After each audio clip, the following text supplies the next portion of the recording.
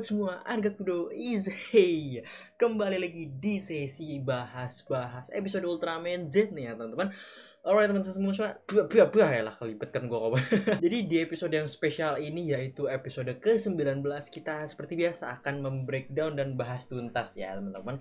Dan kalau gue ada yang terlewat atau gue ada yang salah dalam menjelaskan, mohon dikoreksi aja di bawah karena saya juga manusia biasa, tempatnya salah ya teman-teman ya. Jadi seperti biasa kita akan membahas plotnya terlebih dahulu dan baru kita akan bahas di akhirnya teman-teman.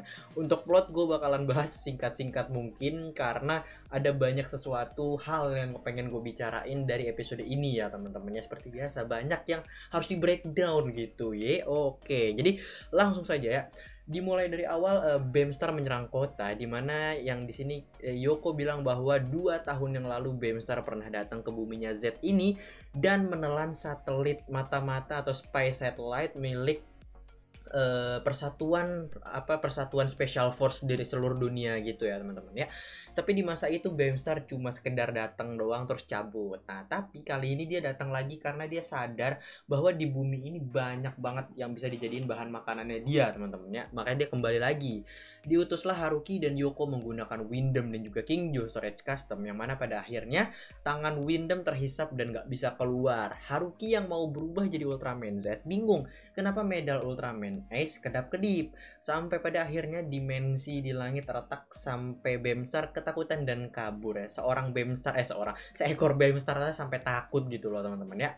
Singkat cerita ya, kalian semua udah tahu lah kalau yang kayak gitu itu dimensi dari Yapul ya teman-teman ya.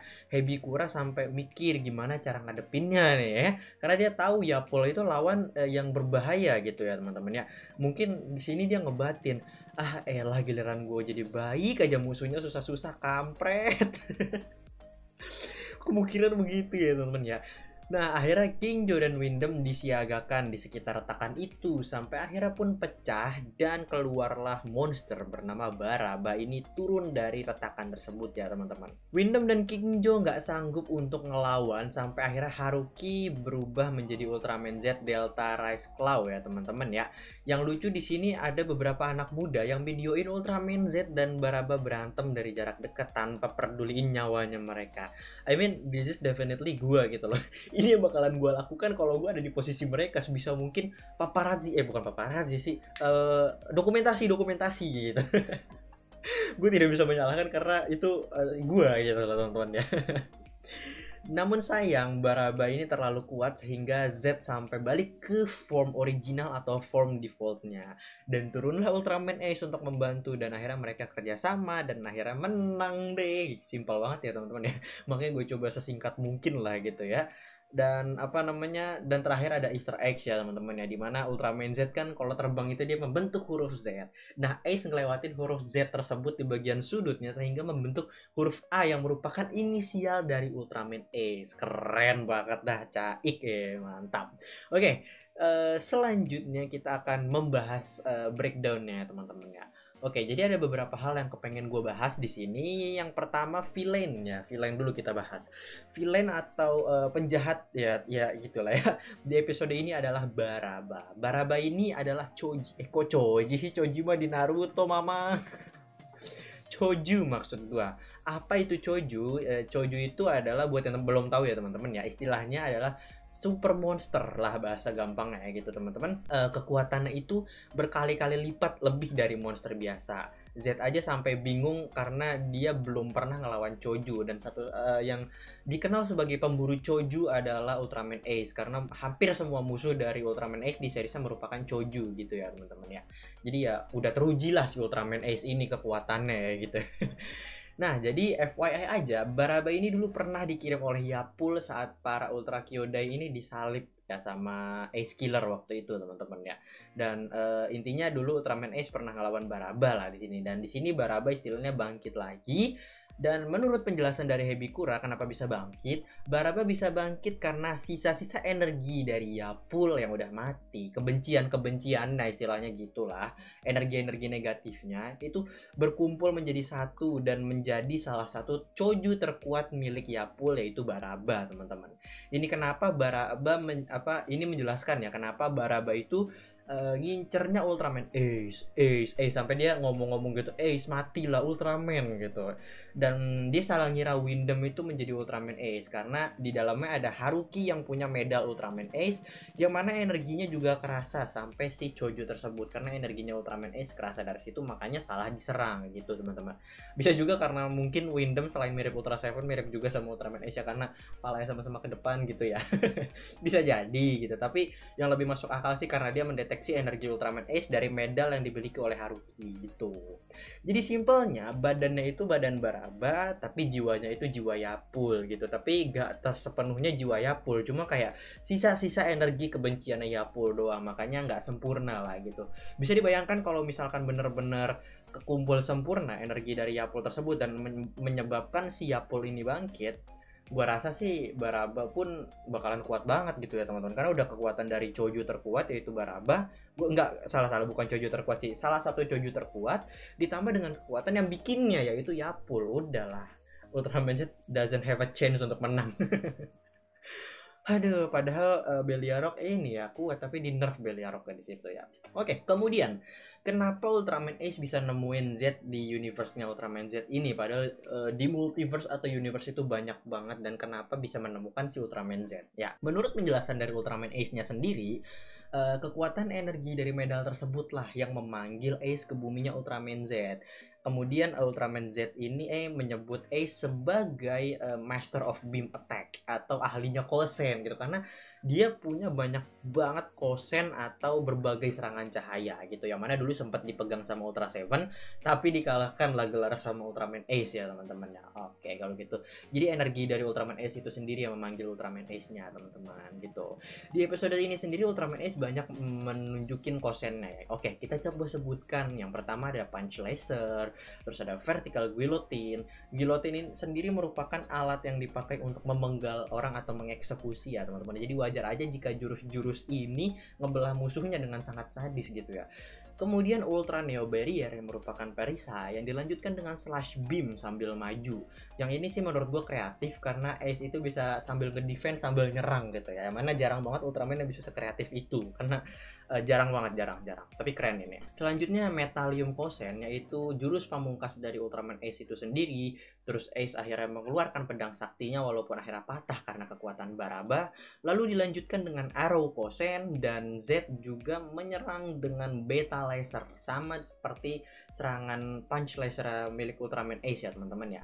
Pertanyaan nih, keluarnya dari mana? Kan Z kagak punya headlamp ya di sini ya. Apa yang Beta Smash-nya kagak punya headlamp di sini? Mungkin dari tangannya, ting, tiba-tiba kebikin gitu.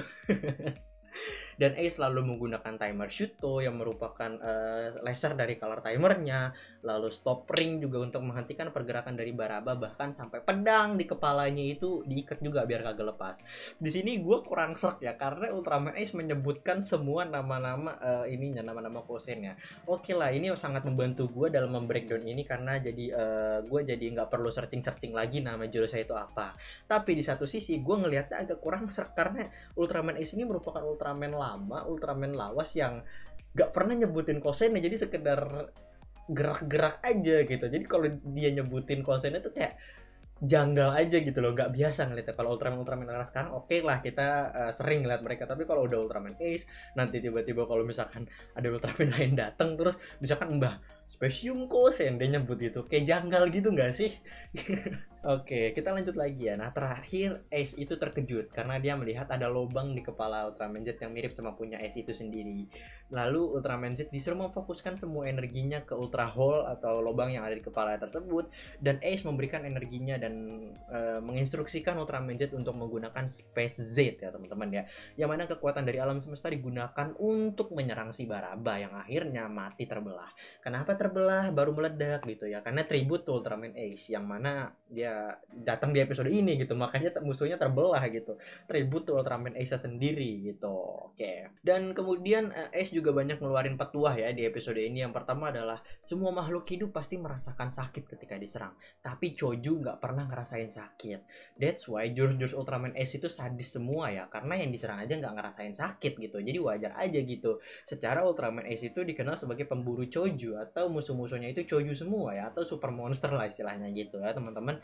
Kemudian dia juga ngajarin Ultraman Z untuk selalu terjaga dan jangan lengah sampai monster itu benar-benar berhenti bergerak atau mati. Petua yang sangat bermanfaat sekali karena biasanya Ultraman baru, Ultraman muda itu songong dan gampang lengah gitu teman-teman ya. Lalu dia juga bilang, ya Pul, kau dulu pernah bilang bahwa pemenang adalah yang membawa kebencian dari yang sudah dikalahkan. Walaupun begitu, kami para Ultraman akan selalu bertarung sampai hari di mana alam semesta akan menjadi damai. Ih, keren banget, Bor. Quotes of the day dari Ultraman Ace. Dan Hebikura di akhir juga ngomong kalau Baraba itu pas meledak ada serpihannya. You know what I mean lah.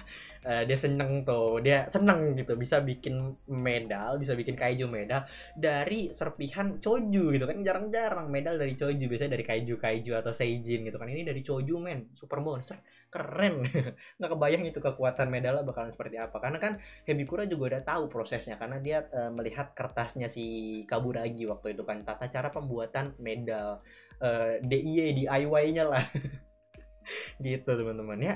Yang terakhir adalah asal usul nama Ultraman Z sendiri ya teman-teman ya. Ternyata nama Ultraman Z itu yang memberikan adalah Ultraman Ace sendiri teman-teman. Dan dengan maksud bahwa di bumi Z itu merupakan makna dari sesuatu yang terakhir, karena Z sendiri merupakan huruf terakhir dari ke-26 abjad ya teman-teman ya. Dengan harapan bahwa Ultraman Z adalah dia seorang yang harus selalu menyingkirkan semua konflik di alam semesta ini dan membawa kedamaian. Dan jadilah pahlawan terakhir katanya Ace sendiri begitu. Yang gue tangkap sih ya gimana ya, gimana pun keadaannya Ultraman Z harus selalu berdiri dan bertarung walaupun dia yang menjadi pionir terakhir, walaupun dia yang terakhir, barisan terakhir yang harus melawan gitu. Jadi harus tetap teguh. Maknanya dalam juga ya namanya si Ultraman Z ini. Coba kalau menurut kalian, kalian gas pendapat sama gue, menurut kalian apa sih kata-kata Ultraman Ace itu, menurut kalian makna dari nama Ultraman Z sendiri? Komen di bawah ya teman-teman.